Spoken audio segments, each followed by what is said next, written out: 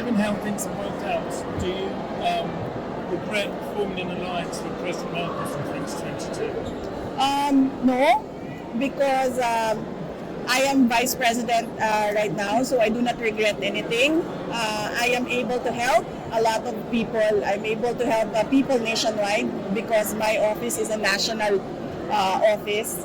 On that note, I am thankful. I am thankful that the 2022 elections happened and that I became Vice President. And I think this was really bound to happen. The 2022 elections was bound to happen so that everyone can see what a Marcos can do to a country, and that is just bring us to the road to perdition. Ma'am, gaano ka-importante ang result ng 2020 ng election ngayon sa Last susunod? question. At sa daw? How significant will be the result of the election now sa next election, ma'am? Depende. Kasi pag karamihan ay oposisyon ang nanalo, ay meron na talagang magtatanong at ahadlang sa mga maling ginagawa ng administrasyon. Kaya napakahalaga ng eleksyon na ito para sa bayan. Dahil kapag dumami ang oposisyon, ay makukwestiyon na sila all the way at hindi na nila kayang takutin lang o bayaran lang yung mga tao sa loob ng gobyerno. Ma'am, ilang days na lang before election, what do you intend to do, ma'am, para sabihin po ng Presidente yung kanyang Duterte?